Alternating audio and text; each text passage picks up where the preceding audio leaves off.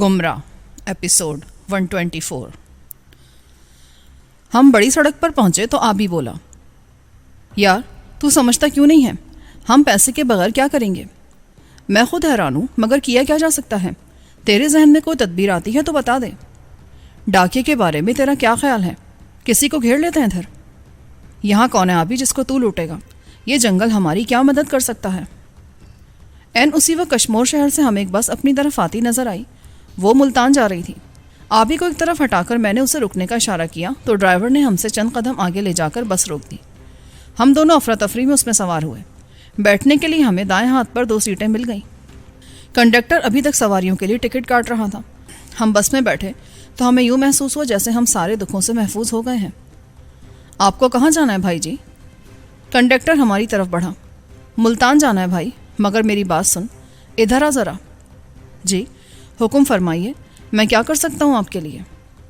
देख भाई, हम सफ़ेद पोश लोग हैं, मगर पैसा हमारे पास कोई नहीं है। हमारी जेबें किसी ने साफ़ कर दी हैं। तू यूँ कर कि ये अंगूठी अपने पास रख ले, ये 400 से कम की नहीं होगी। आबी ने बड़े ही अफसरदा लहजे में कहा, कोई बात नहीं भाई, मैं टिकट काट देता हूँ, पैसे मैं अपने पास से दे दूँगा। उस कंडक्टर ने हमें हैरान कर दिया। वो टिकट काट चुका तो बोला, ये दिन मुझ पर भी आए हैं, मगर फिर मैंने तंग आकर ये नौकरी कर ली। अल्लाह आपके कारोबार में तरक्की दे, मेरे लिए दुआ करें, बस यही काफ़ी है। तेरी मेहरबानी है यार, वरना हम तो समझे थे कि पता नहीं हमारा क्या हाल होगा। बहुत बड़ी रकम थी हमारे पास, मगर चोरों के हत्थे चढ़ गई। कोई बात नहीं जी, अल्लाह मेहरबानी करेगा। ये कहकर वो दूसरे आदमी की तरफ मुतवज्जो हो गया। हम मिस्कीन से सूरत बनाकर बैठे रहे। करने के लिए हमारे पास कोई बात भी नहीं थी। पल्ले से 3.5 लाख रुपया निकल जाए तो दुख किसे नहीं होता, मगर आबी कुछ ज़्यादा ही परेशान था। हालत ये थी कि हमारे पास सिगरेट तक के लिए पैसे नहीं थे, और हमारी गैरत गवारा नहीं करती थी कि किसी के सामने उस अदना सी शय के लिए हाथ फैलाएं। मगर अल्लाह बड़ा कारसाज है। हमारी तलब ज़्यादा ही बढ़ गई कि बाएं हाथ की सीट पर बैठे एक आदमी ने हमसे माचिस तलब की। आबी को तो बहाना मिल गया। वो बोला, हमारे पास माचिस तो क्या होगी साहब, सिगरेट को भी तरस गए हैं, बस कहीं रुकती नहीं, वरना ले लेते। ओह, तो इसमें परेशानी की क्या बात है, ये ले, मैं आपको सिगरेट दे देता हूँ। ये कहकर उसने जेब से नया पैकेट निकालकर आबी के हाथ पे रख दिया। अरे तो आप क्या करेंगे जनाब? मेरे पास बहुत सिगरेट है, दरअसल लाइटर नहीं मिल रहा, इसीलिए माचिस की तलाश थी। आपका बहुत बहुत शुक्रिया जनाब, आपकी मेहरबानी तादेर याद रहेगी। किसी से माचिस मांग यार, तू भी कुछ करेगा या नहीं? आबी ने मेरी तरफ झुककर मुझे कुछ ना करने का ताना दिया। मैंने सामने की सीट पर बैठे एक आदमी से माचिस लेकर उन्हें दे दी। जब हम दोनों सिगरेट सुलगा चुके तो आबी दबी आवाज़ में बोला, यार तू भी ज़रूर हाथ पैर मार, 4 पैसे पैदा करने के लिए बहुत ज़रूरी है यार ये, वरना हम तो मारे ही जाएंगे। कुछ करेंगे भाई, मौका मिला तो छोड़ेंगे नहीं हम। इतना ही बहुत जानो कि वहाँ से बच के निकल आए हो। हाँ हाँ, तेरे इस फन के तो कुर्बान जाऊँ, मेरी तो उम्र बढ़ा दी उंगलियों ने, वरना वो बदमाश, खुदा गारत करे उन्हें। अभी बस मुल्तान से 15 मील दूर थी कि 2 सवारियां एक बस्ती के करीब उतर गईं। उनकी देखा देखी हम भी बस से उतर गए। हमें यहीं उतरना है भाई जी, आपकी बड़ी मेहरबानी है कि इतनी मेहरबानी से पेश आए। कोई बात नहीं जनाब, खुदा किसी पर ऐसा वक्त न लाए। कंडक्टर ने बड़ी मोहब्बत से बात की और बस को लेकर आगे बढ़ गया। तू यहाँ क्यों उतर गया यार? तेरी कोई बात मेरी समझ में नहीं आती। मुझे डर है आबी, वो लोग मुल्तान में पहुँचने वाली हर बस को देख रहे होंगे। पुलिस ने मुल्तान इत्तला भेज दी होगी, कुछ समझा कर।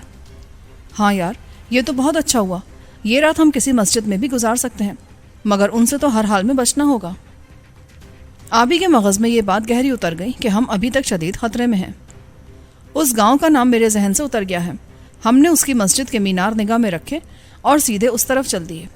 गाँव खासा बड़ा था, कस्बे जैसा नज़र आता था। वो रात हमने उसी मस्जिद में बसर की। भूख तो हमारी मिट नहीं सकती थी, अलबत्ता नींद ज़रूर आ गई और हम मस्जिद के सहन में सो गए। फजर की अजान पर हम बेदार हुए तो वज़ू करके नमाज में शामिल हो गए। नमाजी एक एक करके मस्जिद से रुखसत हो गए तो हमने मुल्ला के गिर्द डेरा जमा लिया। वो हमसे पूछता रहा कि हम कौन हैं, कहाँ से आए हैं, किस तरफ जा रहे हैं। आबी उसे झूठ घड़ घड़ कर सुनाता रहा तो मुल्ला ने उसकी कहानी सुनकर उसके लिए घर से नाश्ता भेज देने का वादा किया और बाहर निकल गया। मस्जिद के कोने में एक छोटा सा कमरा बना था। उसमें गालिबन मस्जिद का खादिम सो सकता था, मगर अभी तक वहाँ कोई खादिम नहीं रखा गया था। दरवाजे पर ताला लगा था और तख्ते के ऐन वस्त में एक सुराख था। جس پر کسی نے چندہ مسجد کی تختی لگا دی تھی۔ جتنے بھی لوگ چندہ دیتے تھے وہ اس سوراخ میں سے نوٹ گزار دیتے تھے۔ پیچھے ایک صندوقچی بنی تھی، سارے پیسے اس سوراخ میں سے نکل کر صندوقچی میں جا گرتے تھے۔ ملا گھر کی طرف نکلا تو آبی نے اس دروازے کو تاک کر کہا، کیا خیال ہے تیرا بیچ اس مسئلے کے؟ ہم ایسے بے سہارا لوگوں کو مسجد کا چندہ جائز ہے کہ نہیں؟ میں نے اس کی صورت دیکھی تو وہ بہت ہی سنجیدہ نظر آیا۔ مسافروں کا حق پہلے ہے، میں نے طنزیہ لہجے میں کہا۔ تو پھر تو دھیان رکھ، میں یہ دروازہ کھول رہا ہوں۔ وہ میرے لہجے کے طنز کو نظر انداز کر کے دروازے کی طرف لپکا۔ میرا خیال ہے اس کی چھٹی حص ان دنوں کچھ زیادہ ہی تیز چل رہی تھی۔ اس نے دروازے کے ارد گرد کی دیوار پر ہاتھ مارا۔ بائیں ہاتھ پر ایک چھوٹے سے سوراخ میں اس کو تالے کی چابی مل گئی۔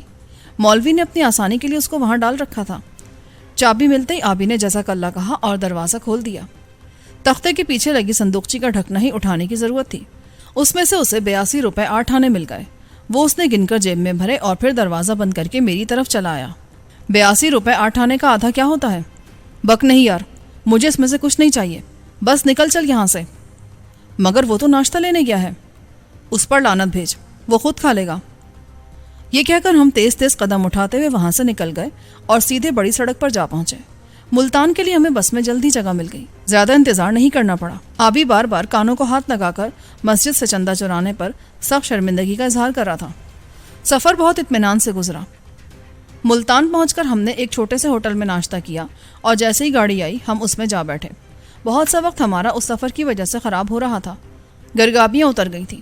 اب جو ہم لاہور کی گاڑی میں بیٹھے تو خدا کا شکر ادا کیا کہ اس نے اس مصیبت سے ہماری جان چھڑا دی تھی۔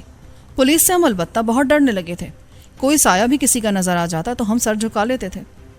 کشمور نے ہمیں تباہ کر کے رکھ دیا تھا۔ جس اذیت سے ہم گزرے تھے وہ تقاضا کرتی تھی کہ سر چھپا کر گناہگاروں کی طرح کسی جگہ بیٹھ جائیں، مگر وہ جو میری جان کو آسیہ کا آزار لگا تھا وہ چین نہیں لینے دیتا تھا۔ ہم جس ڈبے میں بیٹھے اس کے ساتھ ہی فرسٹ کلاس کا ڈبہ منسلک تھا۔ گاڑی چلی تو تازہ ہوا کے لیے میں نے کھڑکی کھول لی۔ باہر کا منظر بہت خوبصورت نظر آ رہا تھا، ہر طرف سبزہ ہی سبزہ تھا۔ میری آنکھیں تراوٹ محسوس کر رہی تھیں۔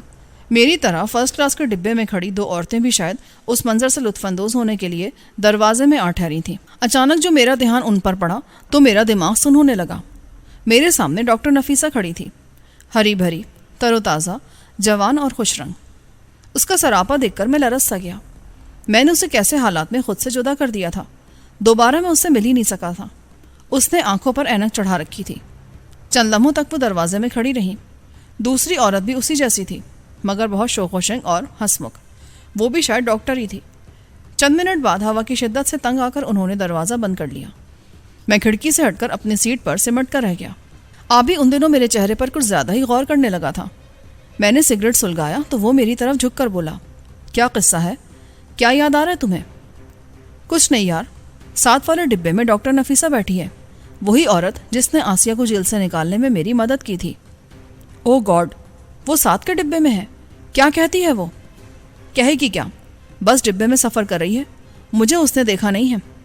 اچھا، یہ وہی ہے نا جو جیل میں کام کرتی تھی؟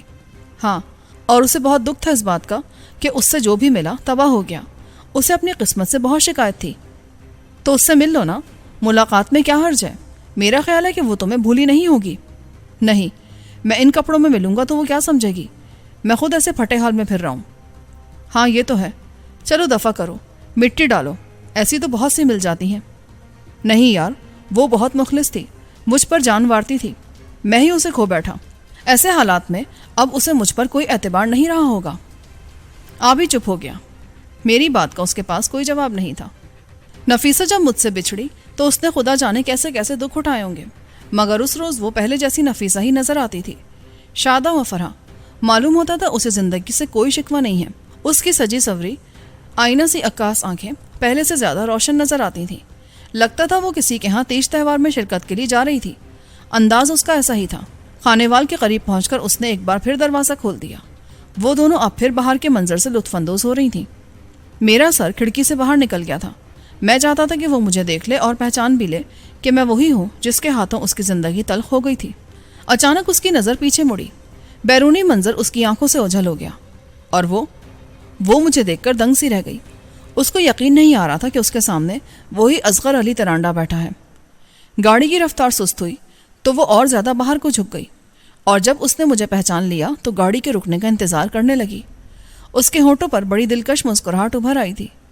گاڑی رکی تو وہ دروازے سے اچھل کر باہر نکلی اور سیدھی میرے سامنے آن پہنچی۔ آپ یہ میں کیا دیکھ رہی ہوں ترانڈا صاحب؟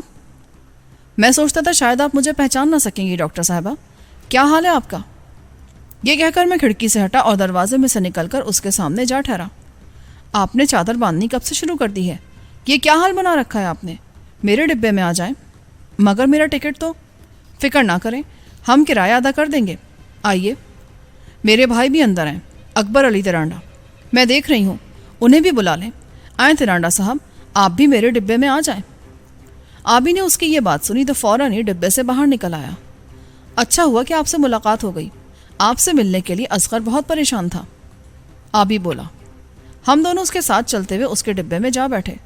اس کی ساتھی خاتون ہمیں دیکھ کر اپنی جگہ سے اٹھی اور سوالیہ نظروں سے نفیسہ کو دیکھ کر بولی، یہ کون ہے؟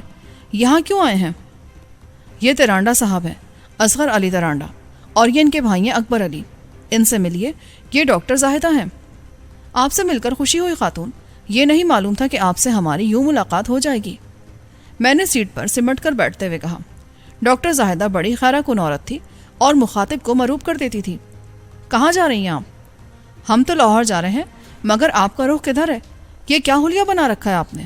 کچھ نہ پوچھیں ڈاکٹر صاحبہ، کبھی کے دن بڑے کبھی کی راتیں، کچھ ایسا ہی معاملہ ہے کہ ہم کسی سے کچھ نہیں کہہ سکتے۔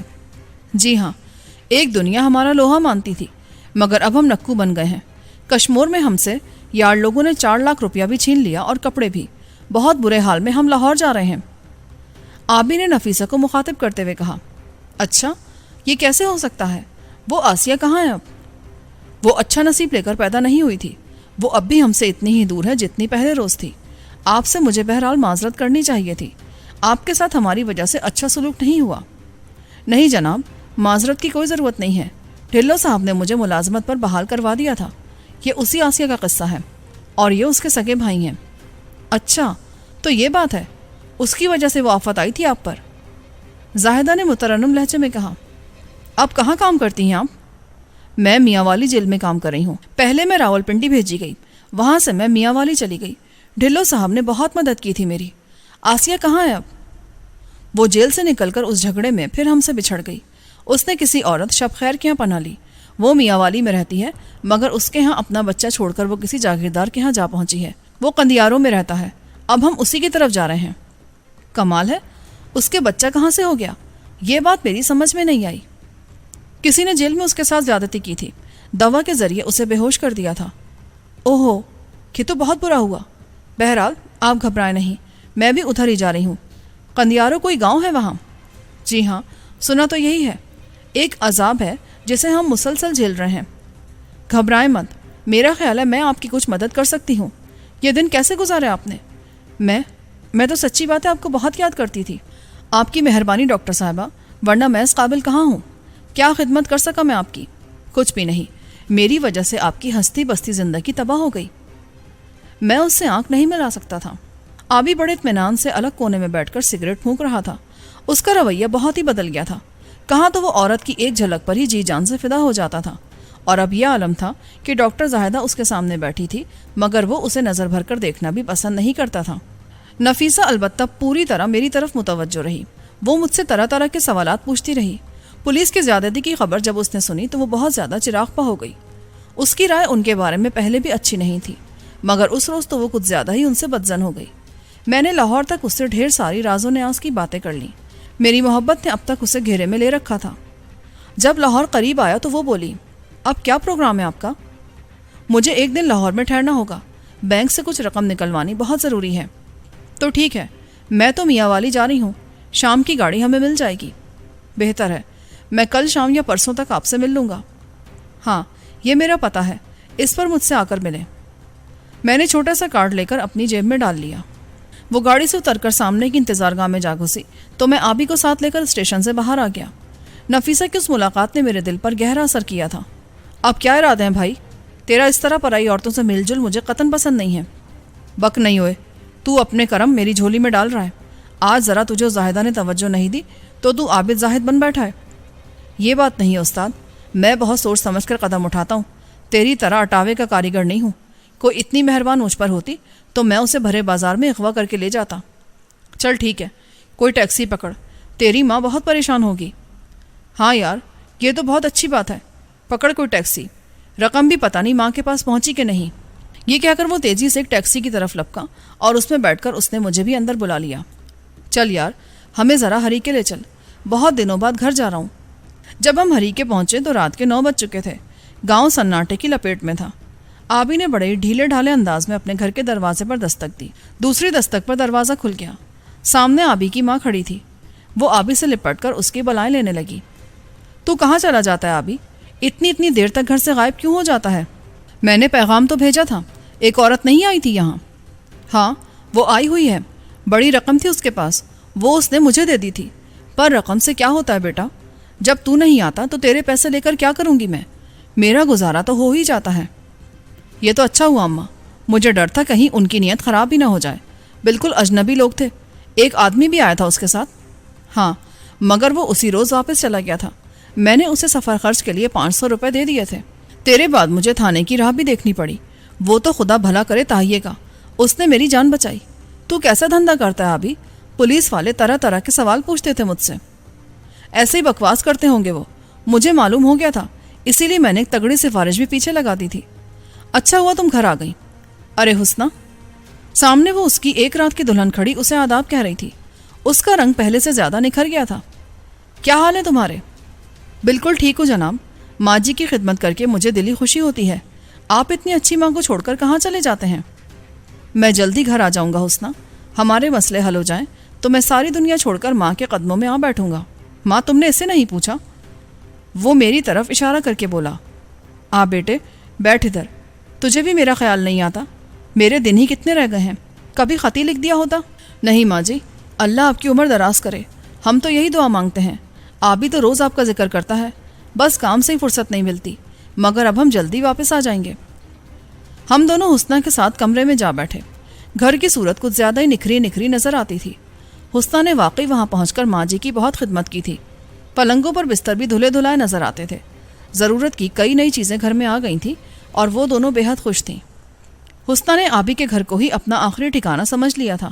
حسنہ کہہ رہی تھی کہ میرا دل کہتا ہے آبی تم جلدی گھر آ جاؤ گے۔ کل اس نے خواب بھی دیکھا تھا کہ تم دونوں یہاں آ گئے ہو، اسی لیے آج بھی اس نے مرغ پکا لیا تھا اور کل بھی۔ ماں جی نے ہمارے سامنے کھانا رکھتے ہوئے کہا، کیا واقعی تمہیں خواب آتے ہیں، اور وہ بھی اتنے سچے؟ ہاں، کیوں آپ کو نہیں آتے؟ نہیں بھائی، ہمیں تو بڑے ڈراؤنے خواب آتے ہیں۔ کیوں جیلانی، ٹھیک کہہ رہا ہوں نا میں؟ ہاں، کل بھی ہم کسی خواب کے پیچھے ہی بھاگ رہے ہوں گے۔ صبح ہم یہاں سے چلے جائیں گے ماں جی، اور پھر جلدی واپس آنے کی کوشش کریں گے۔ کیوں، ایسی کیا مصیبت پڑ گئی ہے تمہیں؟ میں تو کہتی ہوں ابھی جتنی بھی زمین ہے اس کی دیکھ بھال خود کرو اور یہاں رہ جاؤ۔ میں یہی کروں گا ماں، بے فکر رہ، مگر تمہاری الماس تو یہاں نہیں رہے گی۔ ارے، میں تو اس کے پاس بھی گئی تھی ابھی، مگر اس نے توجہ ہی نہیں تھی، مجھے مہمان خانے میں سلا دیا اور بس، ایک بار بھی وہ میرے پاس نہیں بیٹھی۔ کیسی منگیتر ہے وہ تیری؟ اچھا، کیا کہا تھا اس ذلیل نے؟ آبی کا رنگ ایک دم بدلنے لگا۔ اسے توقع ہی نہیں تھی کہ الماس اس کی ماں سے ایسا سلوک کرے گی۔ آبی، میں نے کہا تھا نا کہ ایسے لوگوں سے ہمارا نبھا نہیں ہو سکتا۔ وہ ٹھہری اداکارہ، اسے بھلا تیری کیا قدر ہو سکتی ہے؟ اچھا، میں سمجھ لوں گا اس سے ماں، میں اسے سمجھ لوں گا، مجھے معلوم ہے اس نے تم سے اچھا سلوک نہیں کیا ہوگا۔ آدمی کو مارنا ہو تو ایک بدلی ہوئی نظر ہی کافی ہوتی ہے۔ کھانا اچھا تھا اور بھوک نے ہمیں کچھ زیادہ ہی پریشان کر رکھا تھا۔ جب اماں نے برتن اٹھائے تو آبی کے ہاتھ دھلانے کے لیے حسنہ پانی لے کر آئی۔ وہ بولی، یہ الماس کون ہے جناب؟ الماس کا نام نہیں سنا تم نے؟ میری منگیتر ہے، اس ملک کی نامور اداکارہ الماس۔ اچھا، تو یہ ٹھاٹ ہے آپ کے، وہ کیسے آپ کے ہاتھ تک گئی؟ اسے نہیں پتا تھا کہ آپ کے کرتوت کیا ہیں؟ یوں کہو کہ مجھے اس کے کرتوتوں کا علم نہیں تھا۔ اس بدکار عورت کو تو اب میں سمجھا ہوں۔ آبی بہت زیادہ غصے میں تھا۔ مجھے کمرے سے اٹھا کر وہ صحن میں لے گیا۔ وہاں بھی 2-4 چارپائیاں بچھی تھیں۔ ماں جی ہمارے پاس ہی آن بیٹھی۔ حسنہ بھی آبی کی پائنتی میں بیٹھ گئی۔ ہم خاصی دیر تک ادھر ادھر کی باتیں کرتے رہے۔ ماں نے بہت پوچھا کہ آخر ہم دونوں کا دھندا کیا ہے، مگر ہم کیا بتاتے، ہمارا تو کوئی دھندا ہی نہیں تھا۔ ایک آسیہ کے لیے ہم نے سارے ہی کنویں کھنگال ڈالے تھے، اور یہی ہمارا دھندا تھا۔ آبی آئیں بائیں شائیں کر کے رہ گیا۔ وہ رات حسنہ نے کمرے میں ماں جی کے ساتھ ہی گزاری اور ہم برآمدے میں سوئے۔ بہت گہری نیند آئی تھی۔ کئی دنوں سے ہم بے خوابی کا شکار تھے اور کشمور نے تو ہمیں نڈھالی کر دیا تھا۔ صبح اٹھتے ہی میں نے آبی کو اپنے ساتھ ہی بستر سے اٹھا دیا۔ ماں جی اور حسنہ صحن میں مصلے بچھا کر نماز کے بعد تسبیح میں مصروف تھیں۔ جب ہم نہا کر غسل خانے سے نکلے تو صبح کا اجالا چاروں طرف پھیل چکا تھا۔ آبی نے میرے اور اپنے لیے 2 نئے جوڑے نکال لیے۔ جب ہم وہ پہن چکے تو وہ بولا، ماں جی ذرا ناشتہ تیار کر دیں، ہمیں آج ہی راولپنڈی پہنچنا ہے۔ کیسی بات کرتے ہو بیٹا، رات کو ہی تو آئے ہو۔ ماں جی نے اٹھ کر آبی کے منہ پر پھونک مارتے ہوئے کہا۔ اچانک ان کی نظر آبی کی آنکھوں پر جا پڑی۔ وہ آنکھیں انہیں بدلی بدلی سی نظر آئیں۔ رات کو تو وہ کچھ دیکھ نہیں سکی تھی، مگر اب صبح کے اجالے میں بیٹے کی آنکھ انہیں مصنوعی سی لگی۔ کہ تیری آنکھوں کو کیا ہو گیا آبی، شیشہ لگایا تو نے؟ ہاں ماں، کچھ ایسی ہی بات ہے، میری آنکھیں خراب ہو گئی تھیں، اینک کے بجائے میں نے شیشہ اندر لگوا لیا۔ تو کیسے کیسے دکھ اٹھاتا رہا ہے آبی، اس عمر میں تیری آنکھیں کیسے خراب ہو گئی؟ ذرا کھول ان کو، میں دیکھوں تو ہوا کیا ہے۔ کیسی آنکھیں تھی تیری، موتی موتی کوٹ کر بھر دیے تھے خدا نے، پر اب کیسی بے نور ہو گئی ہیں۔ وہ پریشان ہو کر آبی سے لپٹ گئی۔ آبی کی بھی آنکھیں بہہ نکلیں اور وہ پاگلوں کی طرح ماں کے سینے سے لگ کر پھوٹ پڑا۔ حسنہ بھی پریشان ہو گئی اور میرا تو دل ہی بیٹھنے لگا۔ آبی کو میں نے اس طرح کبھی روتے نہیں دیکھا تھا۔ چند لمحوں تک یہی کیفیت رہی۔ مت رو آبی، تو نے تو مجھے بھی رلا دیا ہے، مجھ سے تیرے آنسو دیکھے نہیں جاتے، تو کبھی بھی نہیں رویا تھا، تو اب کیوں رو رہا اس طرح؟ میں نے اسے تسلی دیتے ہوئے کہا۔ آبی کے آنسو جلدی تھم گئے۔ مجھے دکھانے کے لیے وہ مسکرا دیا، مگر فوراً ہی اس نے منہ دوسری طرف پھیر لیا۔ چادر کے پلو سے وہ آنکھیں پوچھتے ہوئے بولا، میرے لیے دعا کیا کر ماں، مجھے تیری دعا کی ہر وقت ضرورت رہتی ہے۔ میں کوئی برا کام نہیں کرتا، کچھ بھی تو نہیں کیا ہے میں نے۔ ایک ہماری پریشانی ہے، وہ دور ہو جائے تو میں تیرے پاس واپس آ جاؤں گا۔ میں تو ہر وقت تیرے لیے سجدے میں پڑی رہتی ہوں آبی، پتہ نہیں تو کیسے اتنا کٹھور ہو گیا ہے۔ ٹھہر، میں تجھے پیسے لا دیتی ہوں۔ یہ کہہ کر وہ اپنے آنسو پوچھتی ہوئی کمرے میں چلی گئی۔ حسنہ بھی ڈبڈبائی ہوئی آنکھوں سے آبی کو دیکھ رہی تھی۔ اس لڑکی نے مجھے حیران کر دیا تھا، وہ آبی کے بے حد قریب آ گئی تھی۔ اس نے شاید آبی کو ذہنی اور قلبی طور پر اپنا شوہر تسلیم کر لیا تھا۔ کچھ ایسی ہی بات ہوئی تھی۔ آبی بھی اس کو عجیب سی اپنائیت کے احساس سے دیکھ رہا تھا۔ وہ بولا، تم یہاں خوش تو ہونا حسنہ، یہ گاؤں کی زندگی ہے، کیسے رہو گی یہاں پر تم؟ میں یہاں بہت خوش ہوں جناب، ماں جی نے مجھے ایسا پیار دیا ہے کہ مجھے کچھ اور یاد ہی نہیں رہا۔ اس کی آواز بھی دھندلا گئی۔ آبی گھر سے جا رہا تھا اور اس کی جان پر بن آئی تھی۔ میرا خیال ہے کہ وہ آبی سے ملنے سے پیشتر واقعی صحیح معنوں میں ناقد خدا تھی۔ اس کا لب و لہجہ، اس کی چال ڈھال، اس کی رفتار کا وہ نپا دلا انداز یہی بتاتا تھا، اور یہ اچھی بات تھی، ورنہ ایسی لڑکیاں اپنی عصمت کہاں برقرار رکھ سکتی تھیں۔ اچھی بات ہے حسنہ، تم بھی ہمارے لیے دعا کرو۔ جیلانی کی بہن بڑی مشکل میں ہے، اس کو واپس لا کر ہمیں اور کچھ نہیں کرنا۔ میں گھر آ جاؤں گا، پھر تیرے بارے میں کچھ سوچیں گے۔ تو خوش تو ہے نا یہاں؟ ہاں، میں یہاں بہت سکھی ہوں آبی صاحب، اگر آپ یہاں آ جائیں تو پھر بات ہی کچھ اور ہو جائے۔ میں واقعی پہلے بہت دکھی تھی، مگر اب نہیں۔ اس کا ذہن سیدھی سادھی سوچ کا مالک تھا۔ اتنے میں ماں جی کمرے سے ڈھیر ساری رقم نکال کر لے آئیں۔ یہ لو، یہ 50,000 روپے ہیں۔ نہیں ماں جی، اس کی ضرورت نہیں ہے، بس صرف 5-10 ہزار ہمیں دے دیں، یہی بہت کافی ہے۔ نہیں یار، اس سے کیا ہوگا، ادھر تو زندگی سے لمبا ہی پنجہ لڑانا ہوگا۔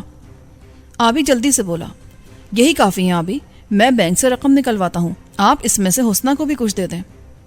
میں نے تو کہا اس سے، مگر یہ مانتی ہی نہیں، کہتی ہے مجھے یہاں پہ روپے کی کیا ضرورت ہے، سب کچھ تو ہے میرے پاس۔ حسنہ بولی، میں ٹھیک کہتی ہوں نا ماں جی، مجھے بھلا کیا ضرورت ہے؟ ٹھیک ہے بیٹی، اللہ تجھے سلامت رکھے، مجھے تو واقعی ایسی بیٹی چاہیے تھی، نہ کہ وہ اداکارہ۔ یہ کہہ کر 5,000 روپیہ ماں جی ہمارے ہاتھ پر رکھ کر واپس چلی گئی۔ اس گشتی کا تو میں ایسا بندوبست کروں گا کہ وہ یاد ہی رکھے گی۔ چل یار، دیکھتے ہیں اب کی بار تقدیر ہمارے ساتھ کیا سلوک کرتی ہے۔ اتنے میں ماں جی باہر آئیں اور ہم انہیں سلام کر کے اسی وقت باہر نکل آئے۔ آبی کی آنکھیں پھر بھیگنے لگی تھیں، جانے اسے کیا کچھ یاد آ رہا تھا کہ اب کی بار وہ زندہ واپس نہیں آئے گا۔ پولیس کے رویے نے اسے پریشان کر رکھا تھا۔ ہمارے اعمال کچھ زیادہ ہی زبان زد خاص و عام ہو گئے تھے، اور ہمیں یہی ڈر تھا کہ ہم اب مرے کہ تب مرے۔ میرا اپنا دل وسوسوں میں مبتلا تھا، 100 دن چور کا اور 1 دن شاہ کا۔ کوئی بھلا کب تک اتنے سارے نیولوں سے روح کے پنچھی کو بچا سکتا ہے۔ ہم گاؤں سے نکل کر بڑی سڑک پر آئے تو ایک بس ہمیں مل گئی اور ہم اس میں بیٹھ کر اسی وقت لاہور جا پہنچے۔ جب ہم ٹیکسی سے اتر کر بینک میں داخل ہوئے تو 9 بج چکے تھے۔ میں سیدھا مینیجر کے کمرے میں جا گھسا۔ آبی باہر ہی کھڑا رہا۔ اسے کاؤنٹر پر کھڑی ایک عورت کچھ زیادہ ہی بھا گئی تھی۔ مینیجر وہی پرانا آدمی تھا. وہ مجھ سے بڑے تپاک سے ملا. میں نے اس سے کہا کہ وہ مجھے ایک لوز چیک دے دے کہ چیک بک کا ٹنٹا میں نہیں سنبھال سکتا. وہ شریف آدمی تھا, فوراً ہی مان گیا. میں نے بینک سے 1 لاکھ روپیہ نکلوایا اور کہا کہ وہ 80,000 کا ڈرافٹ بنوا دے میاں والی کے کسی بینک کے نام. میں وہاں جا کر رقم لے لوں گا. 20,000 میں نے جیب میں ڈال لیے. جب تمام کارروائی مکمل کر کے میں کمرے سے نکلا تو آبی اس خاتون کے ساتھ بینک سے نکل کر باہر برآمدے میں کھڑا تھا. میرا خیال ہے آبی نے اسے پھانس لیا تھا, اور وہ گھر سے نکلی بھی اسی لیے تھی کہ کوئی اسے واقعی پھانس لے. اس کا انداز ایسا ہی تھا, سروں سا اونچا لمبا قد تھا اس خاتون کا, اور اسے یہ احساس تھا کہ وہ متاثر کر سکتی ہے. اپنی ساری دکان وہ خوب سجا سنوار کر باہر نکلی تھی, اور آبی کی ماں نے اس کی جیب میں 5,000 کے نئے نوٹ ڈال رکھے تھے, جن کو دکھانے کے لیے اس نے سگریٹ کے ساتھ پرس بھی جیب سے باہر نکال لیا تھا. مگر اس مصیبت کو میں کسی بھی طرح بھگتنے کے لیے تیار نہیں تھا. آبی کو دیکھتے ہی میں نے بڑے غصے سے پوچھا, کیا قصہ ہے بھائی؟ یہ خاتون کون ہے؟ یہ وہ مسکرا دیا.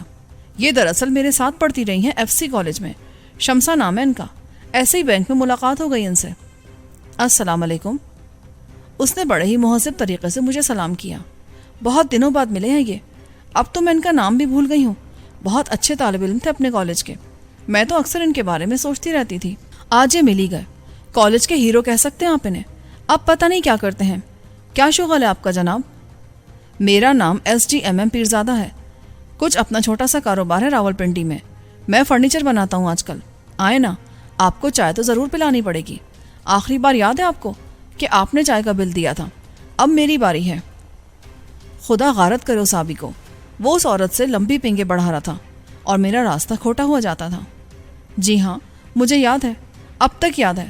آپ نے اس روز گرے سوٹ پہن رکھا تھا. فروری کے دن تھے, سردی بہت پڑ رہی تھی. آبی مسکرا دیا. سالے میرے سامنے دونوں ہی جھوٹ بول رہے تھے. میں ہونقوں کی طرح ان کے پیچھے پیچھے چلنے لگا. یار پیرزادہ صاحب, ہمیں بڑی دیر ہو جائے گی. جانا بھی تو بہت دور ہے. چائے تو پی لینے دو انہیں. آخر حرجی کیا ہے؟ ہمیں کون سا امریکہ جانا ہے؟ آپ نے امریکہ دیکھا ہے کبھی؟ جی, میں 5 سال گئی تھی وہاں. مانچسٹر شہر میں رہی تھی. ہائے, کتنا پیارا سما تھا وہاں کا. آئیفل ٹاور بھی میں نے دیکھا. لگتا تھا ابھی گر جائے گا, مگر گرا نہیں. وہ مال زادی خواہ ہی آبی کی ہاں میں ہاں ملا رہی تھی. حالانکہ وہ وہاں گئی ہی نہیں تھی. کہاں آئیفل ٹاور اور کہاں مانچسٹر, کہاں امریکہ. میں نے چاہا کہ اس سے کہہ ہی دوں کہ تو نے کبھی چیچا وطنی بھی دیکھا ہوگا کہ نہیں, تجھے کیا پتا کہ مانچسٹر کہاں ہے. مگر وہ اپنی ہی بڑھ ہانکتی چلی گئی. ہاں, وہ شہر تو میں نے بھی دیکھا ہے. بڑی خوبصورت جگہ ہے. امریکہ کا سب سے اچھا شہر ہے وہ. آئیں, میرے خیال میں یہ ہوٹل بہترین رہے گا. آبی نے چلتے چلتے ایک بڑے ہوٹل کے سامنے لنگر ڈال دیا. وہ خوش ہو گئی. ہاں, میرا بھی یہی خیال ہے. یہاں آرام کے لیے کمرے بھی مل سکتے ہیں. نہیں آبی, ہمیں یہاں ٹھہرنا نہیں ہے. اسے کہیں گاڑی میں ڈال کر جنگل میں لے جاؤ. ان ہوٹلوں سے مجھے سخت نفرت ہے. میں نے آبی کو ایک طرف لے جا کر کہا. وہ دیدے مٹکاتی ہوئی ہمارے قریب آ گئی. کیا مشورے ہو رہے ہیں؟ ہمارے بارے میں کوئی بحث ہے؟ ویسے آپ کے دوست ہیں بہت طرح. اسے کیا سمجھتی ہیں آپ؟ پورا بدماش ہے یہ. میرا کوئی کام سیدھا ہونے ہی نہیں دیتا. اب مجھے گاڑی کا مشورہ دے رہا ہے. کوئی لاد کر لے کر جانے والی چیزیں آپ کیا؟ میرا مشورہ تو یہی ہے, ان ہوٹلوں میں بہت خراب ہو لیے ہم. بھائی, ان سے میری پرانی دوستی ہے. کچھ اس کا ہی خیال کرو. میری کلاس فیلو رہ چکی ہیں. ان کو دیکھو تو صحیح. کوئی ان جیسی دیکھی ہے تم نے یہاں؟ آئے, چائے تو پی لے شمسا. یہ کہہ کر وہ ہوٹل میں داخل ہو گیا. وہ خاتون اب اس کا ہاتھ زیادہ بے تکلفی سے پکڑے ہوئے تھی. مجھے بھی مجبوراً ان کا ساتھ دینا پڑا. ان دونوں نے ہوٹل کے اندر پہنچ کر آخری کونے کی میز تلاش کی اور وہاں بڑی آزادی سے جا بیٹھے. میں نے اپنے لیے دوسری طرف جگہ ڈھونڈی جہاں سے میں انہیں بخوبی دیکھ سکتا تھا. جب انہوں نے دیکھا کہ میں بھی سامنے ہوں تو وہ خاتون اٹھی اور آبی کو ساتھ لے کر دوسری منزل کے ایک بند کیبن میں جا بیٹھی. آبی اس کیبن سے باہر نکلا تو میں نے دیکھا کہ وہ دونوں کمروں کی طرف لپک رہے تھے. کسی بیرے نے اندر ہی اندر کسی خلوت گاہ کا انتظام کر دیا تھا اور آبی جانتا تھا کہ میں نیچے بیٹھا کڑ رہا ہوں گا. مگر میں کیا کر سکتا تھا؟ بیٹھا ان کا انتظار کرتا رہا اور وہ FC کالج کے کیے ہوئے وعدے پورے کرتے رہے. حالانکہ میں جانتا تھا کہ آبی نے اسکول اور کالج کا کبھی منہ بھی نہیں دیکھا. مگر کس ڈھٹائی سے وہ دونوں کہہ رہے تھے کہ ابھی انہیں ایک دوسرے کی چائے بھی لوٹانی ہے اور کالج فیلو ہونے کے ناطے سے کئی اور مرحلے بھی طے کرنے ہیں. وہ خاتون بھی ایسی تھی کہ برابر FC کالج سے ناطا جوڑ رہی تھی. ورنہ میں سمجھتا ہوں کہ وہ جس درس گاہ میں پڑھی تھی وہ کسی اور ہی علم کی تربیت دیتی تھی. کالج تو محض ایک بہانہ تھا.